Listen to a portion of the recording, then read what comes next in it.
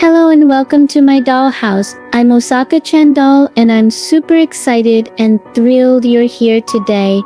Before we jump into the video, it would mean a lot if you could hit the like button and subscribe. Your support goes a long way in helping me to continue to create quality content. Don't forget to tap the notification bell so you're always up to date with my latest uploads. And if you're into cool merch, check out Osaka Doll merch for some stylish gear and fun accessories. Links in the description below. Thanks so much for being here and let's get started. Today I will be telling you a short story that I made up that I call my favorite TV show. With that being said, let us begin. My name is Janet. This is a story from when I was very young, around 4 or 5 years old. Now that I think about it, something about the whole thing was wrong. And unsettling though, at the time I was too young to fully understand. You see, there was this TV show that only aired in the dead of night. After my parents went to bed, I'd wake up, almost like it was natural, and make my way to the living room. Each time the TV would already be on. At first I thought maybe my dad had forgotten to turn it off, so I'd pick up the remote to switch it off. But then, something strange would always happen. My eyes would drift from the remote to the TV screen. It was some kind of kids' show. At least, it seemed like one. The details are fuzzy now, but I remember a boy being taken on journeys by a strange girl and a robot to different surreal places. The kind of places that don't feel quite real, but you can't explain why. I get so engrossed in the show that before I knew it, it was over and I'd quietly slip back into bed without waking my parents. The next night, the same thing happened. I woke up at exactly the same time, feeling an irresistible pull towards the living room. Once again, the TV was on, playing the same show. This time, I felt a weird, childlike excitement, like I was doing something special by watching TV so late at night, all by myself. But after the show ended, something felt off. I turned off the TV, went to the bathroom, and on my way back to bed, I saw the faint glow from the living room again. The TV was back on, only this time it was just static. Confused, I turned it off again and hurried back to bed, a strange unease settling over me. About a week later, during kindergarten, a girl I'd never spoken to came up to me during recess. Her face was pale, her eyes wide, and she looked at me like she knew something terrible. "There's a weird kid watching you, you know," she said, her voice soft but chilling. I stared at her, confused and frightened. I had no idea what she meant.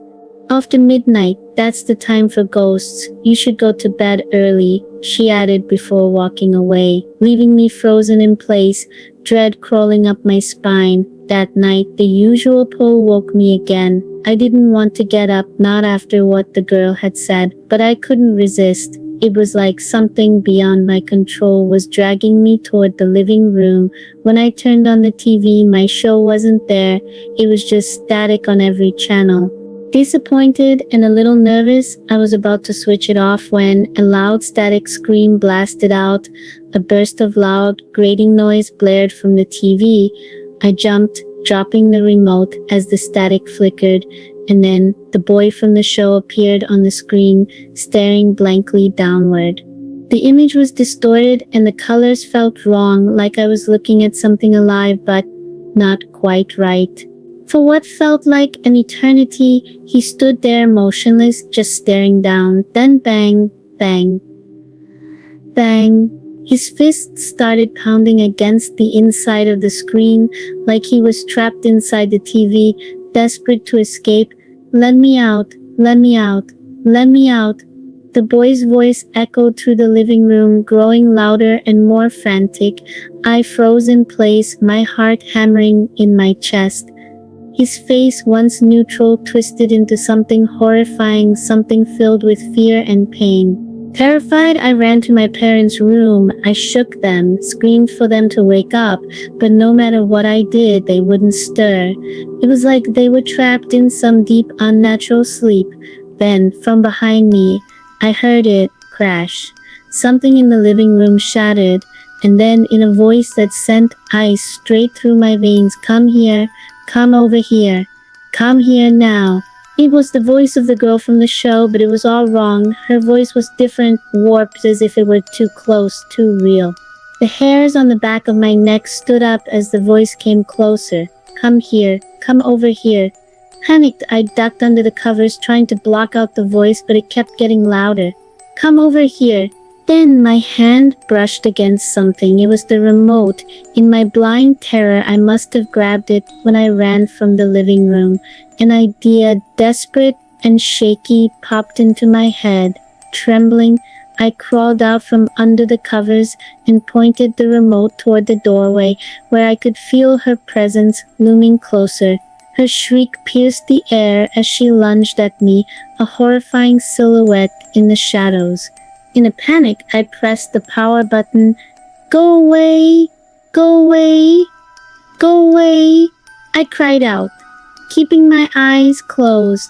The girl let out a guttural scream as she vanished, disappearing into thin air as the room fell eerily silent.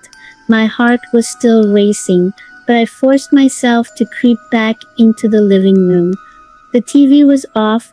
There was no sign of the boy, the girl, or the shattered glass. Everything looked normal, but something felt wrong. Waking up in my bed, still fully under the covers, I don't remember falling asleep, but the next thing I knew, it was morning. My dad was reading the newspaper at the kitchen table, like nothing had happened. I asked him cautiously if the TV had been on at night. He just smiled and said, "Of course not." But then my mom chimed in, her tone almost too casual, as she was cooking breakfast. "You were sleepwalking again last night, laughing to yourself in the living room." I felt cold all over, laughing. I didn't remember laughing. I didn't remember anything funny. Was that event just a dream? I never saw that strange girl from kindergarten again. And I never stayed up after 9 o'clock either. But sometimes late at night I still hear it, the static, faint but unmistakable, as if it's calling me back. And part of me wonders if one day I'll answer. The end. Thank you for watching today's video. I really hope you found it engaging and insightful. If you enjoyed the content, please consider showing your support by liking the video and subscribing to my channel. Your feedback is what keeps me motivated to keep creating valuable content for you. Don't forget to hit the notification bell so you never miss an update. I'm Osaka, and I can't wait to see you again soon. Until then, take care. Thank you so much. I truly love your support, and I'll see you next time.